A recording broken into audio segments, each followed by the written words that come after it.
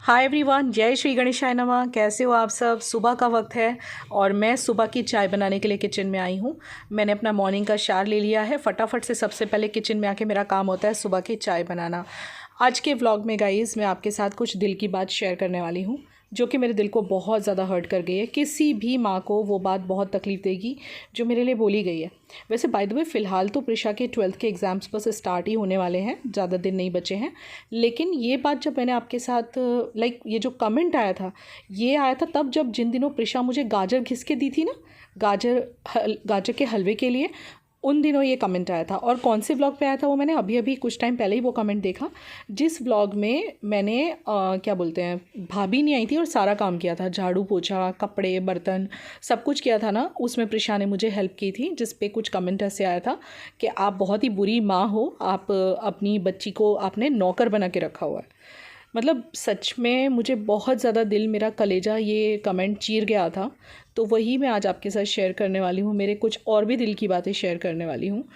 तो बस ये सुबह के टाइम मैंने अपनी चाय रख दी है और हल्की गैस पे रख दी है ताकि अच्छे से पक जाए। मीनवाइल मैं अपने जो कमेंट्स हैं कुछ वो देख लेती हूँ, या तो फिर इंस्टाग्राम पे रील वगैरह पोस्ट कर देती हूँ इतनी देर में, या फिर कौन सा वीडियो मुझे आज एडिट करना है, किसकी अपलोडिंग करनी है वो। और आज गाइज़ दोनों ही चैनल पे वीडियोज़ आ रहे हैं। इस पे भी मैंने डाला है और दूसरे वाले चैनल पे भी डाला है, दोनों चेकआउट कर लेना। और दूसरे चैनल पे जो व्लॉग मैंने डाला है उसमें आप लोग मतलब शॉक हो जाओगे आप लोग भी। जो व्लॉग मैंने डाला है कि विवेक की अचानक से तबीयत ख़राब हुई और he was admitted to hospital, तो उस वाले चैनल का वीडियो भी आप चेक कर लेना। एज वी नो होली बहुत ही ज़्यादा करीब है और ऐसे में हमें दो टाइप के लोग मिलेंगे। एक वो जो पूरे मज़े के साथ एंजॉयमेंट के साथ होली को सेलिब्रेट करते हैं, और एक वो जो डर डर के करते हैं। डर क्या होता है?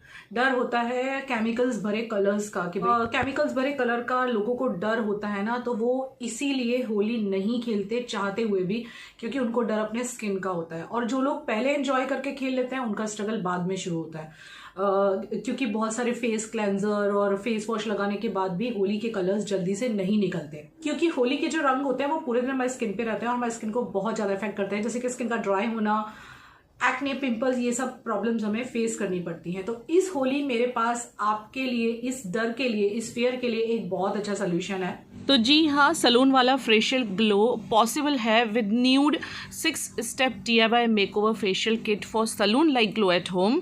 इस DIY फेशियल किट में वो सारे 6 स्टेप हैं जो सलून वाले फेशियल में होते हैं। चलो मैं आपको दिखाती हूँ ये क्या क्या है। स्टेप 1 है क्लेंजिंग मिल्क, स्टेप 2 है फेस स्क्रब, स्टेप 3 है फेस मसाज क्रीम, स्टेप 4 है फेस मास्क, स्टेप 5 है फेस सीरम एंड स्टेप 6 है सनस्क्रीन।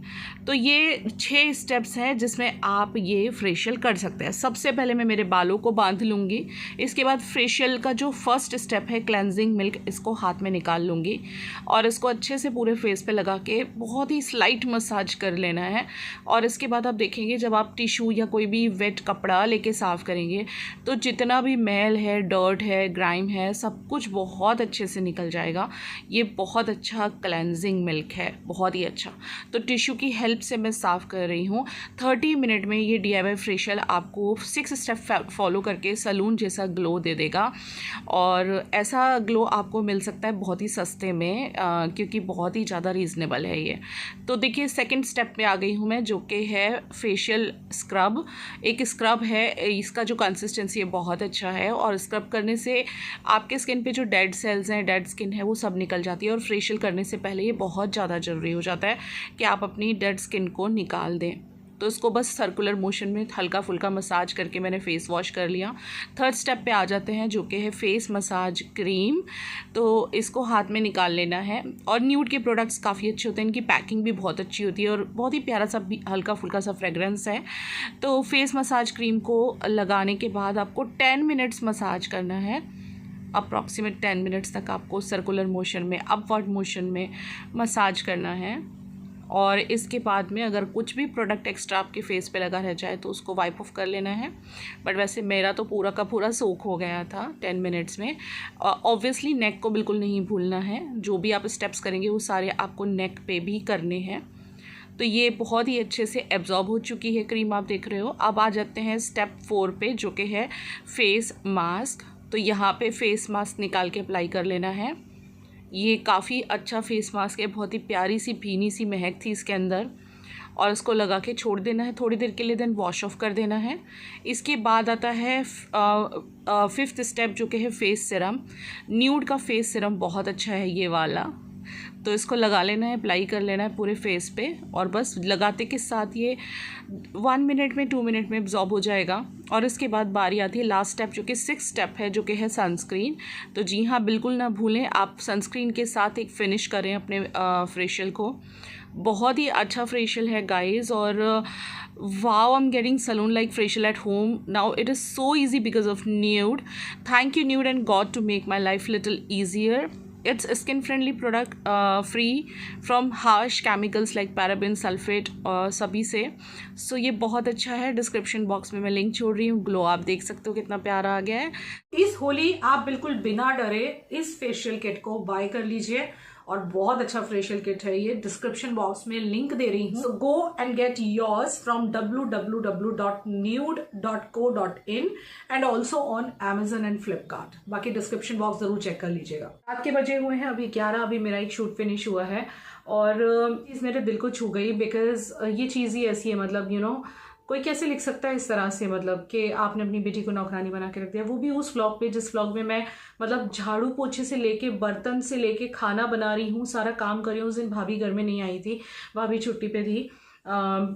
मतलब हद होती है, मतलब एक लिमिट होती है किसी बात की। आप ऐसे कैसे कह सकते हो किसी के बच्ची के लिए यार। और जो औरतें ऐसा करती है ना, आई थिंक वो खुद अपनी जीवन में बहुत फ्रस्ट्रेटेड है, जो सिर्फ सामने वाले में कमी देख सकती हैं। मतलब आप खुद सोचो, उसको नौकरानी बनाना होगा तो मैं भाभी को यहाँ पे क्यों रखूँगी। भाभी को मैंने इवन कपड़े तह लगाने तक का काम दिया हुआ है। भाभी हमारे यहाँ कपड़े तह लगाती है, कपड़े सुखाती हैं, और उसके लिए उनको एक अच्छी खासी सैलरी मैं दे रही हूँ। और वो इसलिए दे रही हूँ बिकॉज मैं अपना काम समय से कर सकूँ, क्योंकि मैं अपना काम समय से नहीं कर पा रही थी, मुझे प्रॉब्लम आने लगी थी। लोगों के लिए व्लॉगिंग करना, एडिटिंग करना सब कुछ ईजी होता होगा। अब यहाँ पे कुछ लोग ये भी लिख देते हैं आके कि बहुत से व्लॉगर्स हैं जो खुद से सब कुछ करते हैं और फिर भी मतलब सारा काम एडिटिंग करते हैं। तो ठीक है ना, करते होंगे, सब अपने हिसाब से करते हैं, जिनसे जितनी सबकी कैपेसिटी एक जैसी नहीं होती।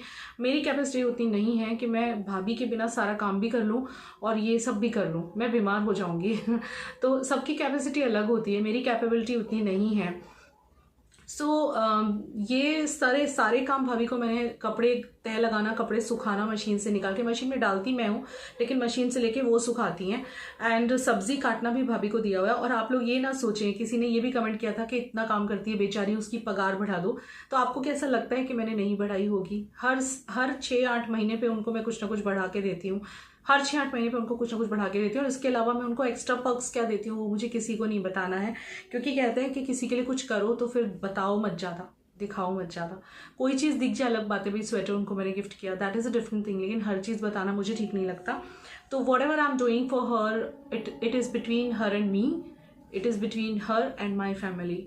मैं हर चीज़ नहीं शो कर सकती, लेकिन आप ऐसे किसी की बच्ची के लिए ऐसे कैसे लिख सकते हो? यानी एक बेटी ने, अगर वो 12th में है और वो पूरा दिन पढ़ रही है, और अगर उसने 15-20 मिनट मुझे या आधा घंटा हेल्प कर दी तो वो उसे हमने नौकरानी बना दिया, जबकि सारा काम भाभी करती है। झाड़ू पोछा, कपड़े सुखाना, कपड़े तह लगाना, सब्जी काटना, किचन साफ करना, टॉयलेट बाथ मैं धोती हूँ। टॉयलेट बाथ मैं भाभी से नहीं धुलवा रही हूँ, वो मैं धोती हूँ। और इसके अलावा ये गद्दे जो यहाँ पे डालते हैं लोग सोने के लिए, ये भी मैं उठाती हूँ। और बर्तन में कभी बच्ची को नहीं करने देती, वो उसने भी बता दिया होगा। और बाकी सारा काम भाभी और मैं मिलके करते हैं। और मैंने भाभी को, मैंने बोला ना आपको, आप लोग ये भी बोल सकते हो, क्योंकि लोगों को तो कमी ही दिखती है, चाहे कितना भी कोई अच्छा क्यों ना हो, लोग तो कमी निकालने के लिए बहुत जल्दी से चले आते हैं। तो मैं ये भी आपको बता दूं कि भाभी को भी इसीलिए लगाना पड़ा क्योंकि काम बहुत ज़्यादा रहने लगा था, और मुझे बीमार नहीं होना है। मुझे पैसा कमाने के साथ साथ फैमिली को देखना है, और मैं अच्छी रहूँगी तो मैं उन लोगों को अच्छा रखूँगी ना, दैट्स फाइन। क्योंकि किचन का काम निपटाना और साथ में फिर व्लॉगिंग एडिटिंग करना ही काफ़ी ज़्यादा हो जाता है, और रिस्पॉन्सिबिलिटीज़ कभी एक औरत की कम नहीं होती। जब एक हाउसवाइफ को टाइम नहीं मिलता, सब कहते हैं ना हमारे बच्चे छोटे हैं, हमें टाइम नहीं मिलता, टाइम नहीं मिलता। आप सोचो फिर मैं बच्चों के साथ मैं अपना एक बिजनेस भी रन कर रही हूँ, तो मुझे कैसे टाइम मिलेगा एक छोटे छोटे काम के लिए?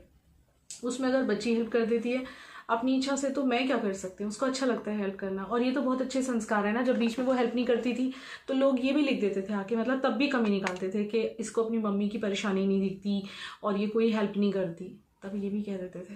यहाँ लगा, यहाँ लगा। वो मेरी बेटी है, मुझे यहाँ लगा। आप ऐसे शब्द दोबारा मत बोलिएगा। आपने भले क्यों ना पॉजिटिव वे में बोला हो, लेकिन मुझे नेगेटिव वे में दिल में लग गया है, क्योंकि मैंने कभी, कोई माँ अपने बच्चे के लिए ऐसा नहीं सोच सकती है।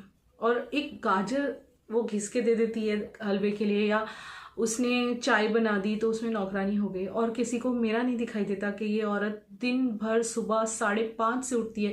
मैं आपको दिखाती नहीं हूँ रोज़ कि मैंने लंच बॉक्स में बच्चों के क्या बनाया, लेकिन मैं रोज़ 5:30 बजे उठ के बच्चों का लंच बॉक्स बनाती हूँ। प्रिशा तो कम स्कूल जाती है, 12th में है, अभी रेगुलर जाता है, तो उसका लंच बॉक्स रोज़ बनता है सुबह 5:30 बजे।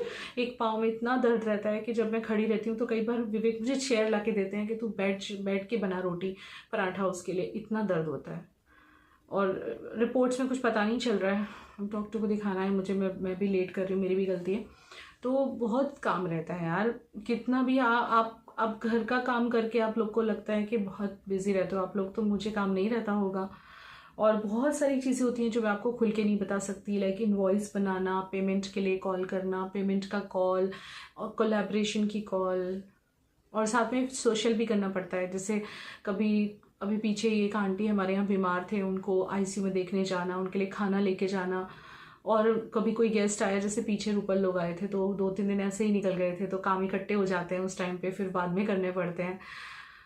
I am also human being, और हर एक फैमिली की अपनी एक अंडरस्टैंडिंग होती है, हर एक फैमिली अपने हिसाब से कुछ अपना रूटीन सेटअप करती है। तो मेरी फैमिली में भी कुछ सेटअप है कि भाई मैंने भी अपने बच्चों को ये चीज़ सिखाई है कि चूँकि I am not only house wife, मुझे अपने प्रोफेशनल वर्क भी होते हैं, इंस्टाग्राम का काम भी होता है, मेरे इंस्टाग्राम पे भी मेरे कोलैबोरेशन स्टार्ट हो चुके हैं, काफ़ी ग्रो कर चुका है, पड़ता है। साथ में घर के काम, सब्जी बनाना, रोटी तो सिर्फ मीनाक्षी बना के जाती है रोटी, बट सब्जी दाल चावल ये सब मैं बनाती हूँ, तो वो सब भी करना होता है। फिर मैनेजमेंट घर का पूरा मुझे देखना होता है। भाभी अपने आप से रोज़ कुछ नहीं लेती, उसको खुद मैं कहती हूँ भाभी ये कट कर दो, भाभी को मैं निकाल के देती हूँ, तो वैसे वो खुद भी ले लेती है, ऐसा मना ही नहीं है उनको फ्रिज खोलने का, बट वो कहती है आप दे दो, तो सब बहुत काम हो जाते हैं। तो कुछ नहीं माना इसमें, बच्चे ने थोड़ी हेल्प की तो अपनी मर्जी से छुटपुट काम ही वो करती है, बड़े काम हम उसको नहीं कहते। और ये भी वो जो करती है अपनी मन से करती है, हम नहीं बोलते उसे खुद से, नहीं मम्मी मैं ही चाय बनाऊंगी, नहीं मम्मी आप थक गई होंगी मैं, तो ये तो अच्छी चीज़ है ना। आप लोग इसे इस तरह से नहीं ले सकते कि रुचि ने अपनी बेटी को अच्छे संस्कार दिए हैं कि इतने बिजी होने के बाद भी उसको जब वक्त मिलता है तो वो फालतू के शॉर्ट्स वीडियो देख के या फालतू की कुछ चीज़ें फ़ोन में देखने से अच्छा अपने मॉम को हेल्प करना और अपने मॉम को सपोर्ट करना पसंद करती है, क्योंकि कहीं ना कहीं उसको लगता है कि मॉम के सपोर्ट में कोई नहीं, और सच में नहीं है। मेरी डिलीवरीज की स्टोरी मैंने आपको बताई नहीं है, अब मैं आपके साथ शेयर करूंगी, अब करूंगी। मैं अब तक तो नहीं सोच रही थी, पर अब मैं करूंगी ताकि आप लोग को पता चले कि मेरी डिलीवरीज कितनी पेनफुल थी और मेरी डिलीवरी के बाद का टाइम कितना पेनफुल था, ये बताना बड़ा ज़रूरी है। अब आपको मैंने नहीं बताया ना आपको मेरे तीनों बच्चों की डिलीवरी कैसे हुई, मेरे को सपोर्ट मिला या नहीं, मैं ज़रूर बताऊंगी आपको। प्लीज़ यार, एक माँ के प्यार पे और एक माँ की परवरिश पे ऐसे उंगली मत उठाओ, और क्योंकि आप लोग भी सब मदर्स हो, मैं भी मदर हूँ, आप भी मदर हो, और किसी मदर का दिल ऐसे मत दुखाओ, क्योंकि कोई भी मदर अपने बच्चे के लिए ऐसा नहीं सोचती है, ना सोच सकती है, ठीक है ना। मेरी फैमिली खुद मुझे कहती है कि मतलब विवेक भी कहते हैं, बच्चे भी कहते हैं कि रुचि तुमने जितनी मेहनत की है ना उसका 1% भी हम तुम्हारे लिए नहीं कर पा रहे हैं। लेकिन मैं उनको यही बोलती हूँ मुझे कुछ नहीं चाहिए आप लोगों से, बस मेरे को खुशी मिल रही है आप लोगों को खुशियाँ देने में, और बस मुझे आप लोगों का साथ चाहिए, क्योंकि अकेले रहने से बहुत डरती हूँ मैं, मुझसे अकेले नहीं रहा जाता, मुझे इन लोगों का साथ चाहिए बस। और आप लोगों का भी, भले आप लोग वर्चुअल हो लेकिन मेरे अपने हो, मुझे पता है, क्योंकि मैंने जो वक्त देखा है, मतलब गए साल जो भी मैंने देखा है, आज मेरी ये हालत हो गई। आप सोचो ज़रा कि जीवन में कितनी तकलीफें आई, आपने भी देखा, मतलब कौन सी तकलीफ मेरे से बाकी रह गई। मतलब डाइवोर्स हुआ, डाइवोर्स होना इटसेल्फ बहुत पेनफुल होता है, बच्ची छुटी, एक बच्चा गया मेरे से दूर, वो कम पेनफुल है एक माँ के लिए। दूसरा घर बसाना, उसमें भी दुनिया के ताने सुनना और ससुराल वालों का मुंह फूला हुआ देखना और तिरस्कार बर्दाश्त करना कांस्टेंट इतने सालों तक ससुराल वालों की तरफ से, अच्छे होते हुए भी अपनी तरफ से। और उसके बाद फिर जब ज़िंदगी थोड़ी सी ट्रैक पे आए तो फाइनेंशियली क्राइसिस देखना, और उसमें जब फिर मेहनत करके आगे बढ़ के पति को सपोर्ट किया मैंने, तो उसमें फिर पति बीमार हो गए, और वो डिजीज़ भी कैसी थी मैं मुंह पे नहीं लाना चाहती, नाम आपको पता है। इतनी तकलीफ़ें बर्दाश्त करके उसमें से मैं निकली हूँ। बहुत दर्द है मेरे सीने में, बहुत दर्द है, मैं दिखाती नहीं हूँ, और अभी भी मैं परेशान चल रही हूँ। यही रीज़न है मैं रेगुलर नहीं हूँ व्लॉग्स पे, लेकिन मैं व्लॉग्स जितने भी डाल रही हूँ उसमें हंसती रहती हूँ, किसी को आइडिया तक नहीं दे रही हूँ कि मेरे मन में अंदर क्या चल रहा है और क्या परेशानी है आजकल हमें। तो यार अगर आप सच में मुझे प्यार करते हो तो एटलीस्ट समझो, कम से कम मुझे मेरी बच्ची के लिए तो ऐसा मत बोलो यार। I love my kids, I love my daughter, I love my son and I love them like anything. I love my family and everyone loves. हर एक मदर करती है, हर एक औरत अपनी फैमिली से प्यार करती है। बट पुराने दिन जब याद आते हैं, लाइक जिस तरह से मेरा घर टूटा था, जिस तरह से मेरे बच्चे अलग हुए, मतलब दोनों बेटियां अलग हो गई, वो बच्ची मुझसे दूर हो गई, यहाँ पे आई तो मेरे सास ने मुझे बहुत ताने सुनाए हैं। ताने इन द सेंस उन्होंने मुझे ये दिखा दिया था कि you are not needed in this house. लेकिन विवेक थोड़ी ना मुझे छोड़ सकते थे, फिर उनको भी तो अपना घर बसाना था, उनको भी खुशियाँ चाहिए थी जीवन में। आज अच्छा है ना उनका भी घर बसा हो, नहीं तो अकेले होते वो। और लाइक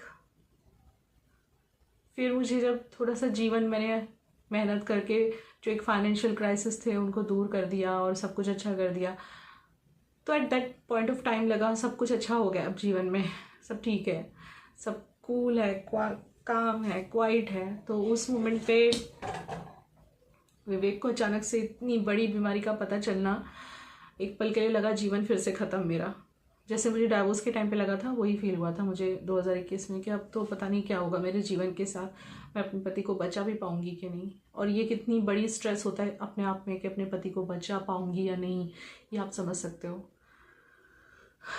तो भी आज मैं हिम्मत नहीं हारी हूँ। इतने व्यूज़ कम आते हैं तो भी व्लॉगिंग करती ही रहती हूँ। कुछ नहीं, मुझे लगता है नहीं, चाहे मेरे फैमिली के लिए मैं 50 रुपये कमाती थी या आज मैं 10 कमाती हूँ, मुझे काम करना है मेरे फैमिली के लिए। और अब तो आप लोगों के भी लिए, क्योंकि आप लोगों से भी मेरा एक रिश्ता बन चुका है। मैं ऐसे कहीं नहीं जा सकती आपको छोड़ के। Love you, good night, bye.